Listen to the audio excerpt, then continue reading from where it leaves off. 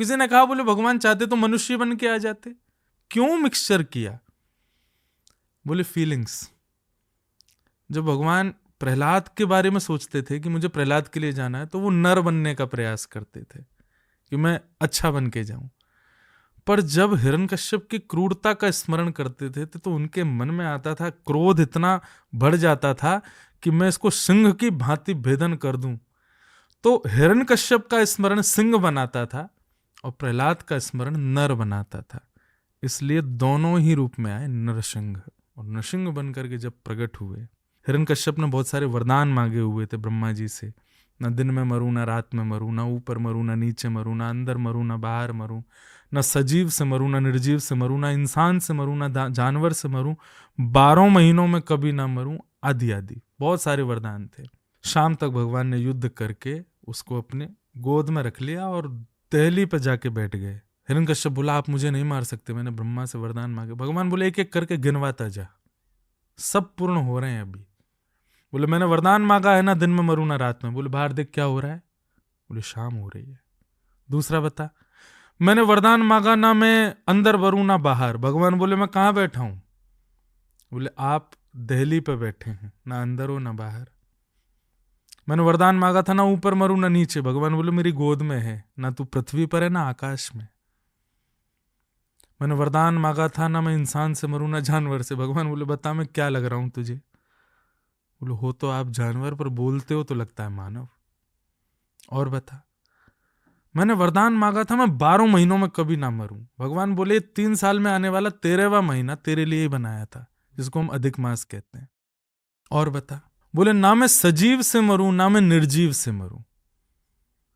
सजीव मतलब जीवित और निर्जीव मतलब निर्जीव। भगवान बोले मानव के शरीर में 2 ऐसी वस्तुएं हैं जो सजीव भी हैं और निर्जीव भी हैं, बाल और नखून। ये जीवित हैं इसीलिए बढ़ते हैं, और ये निर्जीव हैं क्योंकि इनके कटने पर रक्त नहीं आता। ये निर्जीव भी हैं। मैं नखूनों से तेरे वक्ष का भेदन करूंगा, तेरे उदर का भेदन करूंगा। बोले मैंने ब्रह्मा जी से मांगा था ब्रह्मा की बनाई हुई सृष्टि में किसी से ना मरूं। भगवान बोले ब्रह्मा जी हमको नहीं बनाते, हम ब्रह्मा को बनाते हैं। और ऐसा कहते ही भगवान ने अपने प्रचंड नखों से उसके पेट को विदीर्ण कर दिया और हिरण्यकश्यप का वध हो गया। पता नहीं क्यों वो भयंकर क्रोध में थे, उनका क्रोध शांत नहीं हो रहा था। ठाकुर जी का क्रोध कांस्टेंट नहीं, क्रोध नहीं आता ऐसा नहीं कहूंगा मैं, आता है। घटिकत द्वयम, 2 घड़ी से ज्यादा क्रोधित नहीं होते ठाकुर। बहुत गुस्सा आता है तो भी ठाकुर जी 45 मिनट गुस्सा रह सकते हैं बस, इससे ज्यादा उनको क्रोध नहीं आता किसी पे भी। और ये भी बहुत रेयर केसेस में आता है। पर आज पूरा दिन निकल चुका, उनका क्रोध शांत नहीं हो रहा, जबकि हिरण्यकश्यप मर चुका है। एक तो वो नरसिंह बन के बैठे हैं, और दूसरा जो उनकी जो सांसें चल रही हैं और जो वो आगे पीछे हो रहे हैं, आंखें लाल घूम रही हैं इधर उधर, और जो शेर के भांति जो घुर्राहट निकल रही है, जो रोरिंग उनकी हो रही है, ब्रह्मादि देवता भी पीछे हाथ जोड़ के खड़े हैं और किसी की हिम्मत नहीं हो रही इनके आगे आने की। सबने प्रयास किया पर सामने जाने से पहले डर के पीछे खड़े हो जाते थे। तब प्रहलाद जी को देखा ब्रह्मा ने, बोले जिसके लिए आए वो कहाँ है? तो प्रहलाद जी छोटे से दूर, छोटे छोटे हाथ, छोटे छोटे पांव, दूर खड़े हैं। एक आंख से गर्म अश्रु निकल रहे हैं, एक आंख से ठंडे अश्रु। तो ऐसा पता नहीं साइंटिफिकली है कि नहीं, पर आध्यात्मिकली बोलते हैं कि जब आप बहुत उदास होकर रोते हो तो गर्म आंसू आते हैं, और जब आप प्रसन्नता में रोते हो तो ठंडे आंसू आते हैं। प्रहलाद जी को प्रसन्नता तो ये थी कि आज जिन पर मैंने इतना विश्वास किया वो मेरे सामने, पर उनका रुदन इसलिए था कि मेरे जन्मदाता पिता जिनको मैं नित्य प्रणाम करता था, कभी नहीं चाहता था कि ऐसा हो, और वो मेरे सामने मृतक अवस्था में। तब ब्रह्मा जी जाकर के प्रहलाद जी से धीमे से कहते हैं वो तुम्हारे लिए आए हैं। उनका क्रोध शांत नहीं हुआ तो पूरा ब्रह्मांड नष्ट हो जाएगा इसी वक्त, और उनके क्रोध को केवल तुम शांत कर सकते हो, क्योंकि तुम बहुत सौम्य हो। तुम्हारी वाणी ऐसी है कि वो उनको पिघलना पड़ेगा। परमात्मा को क्रोध आया, जिसको कभी क्रोध नहीं आता, उसको हम शांत नहीं कर पाएंगे, तुम ही कर सकते हो, जाओ। तो प्रहलाद जी धीमे से भगवान के आगे आए। यही पिता का शब है, और अपनी तोतली वाणी में, जो मेरे को इमेजिनेशन होती है कथा करते समय, प्रहलाद जी हाथ जोड़ करके अपनी तोतली वाणी में एक श्लोक गाते हैं, स्तुति गाते हैं भगवान नृसिंह की। और इस स्तुति में कहते हैं, ब्रह्मादय सुरगुणा मुनयोथ सिद्धा सत्वैकतानमतयो वचसां प्रवाहै नाराधितुं पुरगुणैरधुनापि पिप्रू किं तुष्टमर्हसि समे हरिरुग्र जाते। प्रहलाद जी शुरू करते हैं कि ब्रह्मादि देवता इनकी लच्छेदार वाणी है। मतलब वो जब बोलते हैं ना तो इतने शब्द हैं उनके पास, इतने पर्यायवाची हैं कि आप उसी से ही आकर्षित हो जाते होंगे। और मैं तो एक छोटा बालक हूँ, मुझे तो बोलना भी नहीं आता अभी, तो उनसे आप मेरी बातों को कंपैरिजन मत करना। स्टार्ट ही यहीं से होते हैं प्रहलाद जी कि नाथ, मैं बहुत धीमी वाणी बोलना जानता हूँ तोतले, और मैं एक दैत्य कुल का हूँ, तो मैं वेल एक्सपर्ट नहीं हूँ अच्छा बोलने में, तो कहीं मेरी बात से आप दुखी मत हो जाना। पर ठाकुर जी आप ये भी कह सकते हो कि मैंने पहले ही ऐसी बात कह करके आपको एक रीजन दे दिया कि मैं एक दैत्य हूं, इसलिए आप मुझ पर कृपा करो। नहीं, क्योंकि मैं जानता हूं आपका स्वभाव कैसा है।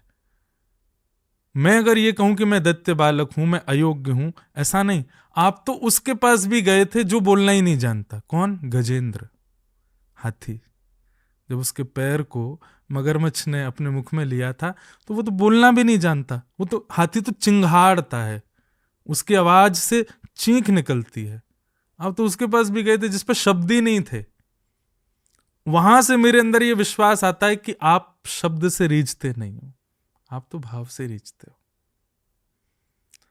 एक श्लोक ने ही ऐसा कर दिया भगवान को, ठाकुर जी का सारा क्रोध जो बड़े बड़े देवता भी शांत नहीं कर पाए, तो वो एक श्लोक में शांत हो गया। इसका मतलब क्या है? कितना भी विशाल आपके सामने सिचुएशन क्यों ना आ गई हो, आपका प्रभाव उस सिचुएशन को हैंडल कर सकता है। आप प्रभाव को प्रभाव से नहीं दबा सकते, प्रभाव को स्वभाव से दबा सकते हो। प्रहलाद की बात सुनकर के भगवान ने तुरंत गोद में लिया और जीव निकाल के, जैसे एक शेर अपने बालक को चाटता ऐसे ठाकुर जी चाटने लगे। और भगवान ने पहला प्रश्न किया, प्रहलाद मेरे रूप को आज कोई नहीं देख पा रहा, ब्रह्मा जी भी पीछे खड़े हैं, बड़े बड़े देवता खंबे के पीछे से जरा झांक रहे हैं बस। तेरे पिता भी मेरे सामने ना आंख बंद कर रहे थे बार बार, क्योंकि मेरा रूप इतना खतरनाक है कि वो भी नहीं देख पा रहे। तेरे को भय नहीं लग रहा मेरे रूप से? मुझे ये बात श्योरिटी है, तूने ऐसा इमेजिन तो नहीं किया था मुझको, तुझे भय नहीं लगता? मुझे बोलने से पहले ही गूज़बम्स हो रहे हैं, जो प्रहलाद जी का आंसर था। प्रहलाद जी कहते हैं, ठाकुर जी मैंने ना एक बात सोची थी कि जब आप आओगे तो मैं आपको कैसे देखूंगा। तो मैंने सोचा था कि जब आप आओगे ना तो सबसे पहले मैं आपके पैर देखूंगा, और जब पैर से मन भर जाएगा तब घुटने देखूंगा, और जब घुटनों से मन भर जाएगा तब उदर देखूंगा, फिर वक्ष देखूंगा, फिर ग्रीवा देखूंगा, अंत में मुख देखूंगा। पता नहीं आपको आए कितना टाइम हुआ, पर जब से आप आए हो ना मेरी नज़र पैरों से हटी नहीं है। आपके पैर ही इतने सुंदर हैं, आपके चरण ही इतने सुंदर हैं। सच पूछो मैंने अभी तक देखा ही नहीं है कि आपका मुख कैसा है। क्यों डर करके सब पीछे खड़े, मुझे नहीं पता। जिनके चरण इतने सुंदर हैं उनका मुख कितना सुंदर होगा। मेरी तो दृष्टि अभी तक चरणों में, मेरा मन भर ही नहीं रहा वहां से। ये बात सुनकर के नृसिंह भगवान और भावुक हो गए और हृदय में भर लिया। भगवान बोले कुछ मांगो, कुछ देना चाहता हूं तुमको। तो प्रहलाद जी कहते हैं, श्लोक है मुझे याद नहीं आ रहा, पर मैं अर्थ बताऊं, आ जाएगा तो गा दूंगा, कि आपके पुत्र कौन है? बोले मेरे पुत्र ब्रह्मा। आपके पौत्र कौन है? तो भागवत जी के अनुसार शिव। और आपकी पत्नी कौन है? बोले लक्ष्मी। आपने ब्रह्मा जी को कभी गोद में बिठाया आपने? प्रहलाद जी कह रहे हैं। भगवान बोले नहीं। आपने शंकर जी को कभी जीभ से चाटा है? भगवान बोले नहीं। आपने लक्ष्मी जिसको पूरा विश्व चाहता उसके सिर पर कभी हाथ रखा आपने? बोले नहीं। तो बोले जो न ब्रह्मणो न भवस्य न वै रमाय यन्मेर पितः शिरसि पद्म कर प्रसाद। जो ब्रह्मा जी को नहीं मिला, जो महादेव को नहीं मिला और जो लक्ष्मी को नहीं मिला, वो एक दैत्य बालक प्रहलाद को आपने दे दिया। आपकी गोद में भी बैठा हूं, आप मुझे चाट रहे हो, आप मेरे सिर पे बार बार हाथ पे, और क्या मांगू आपसे।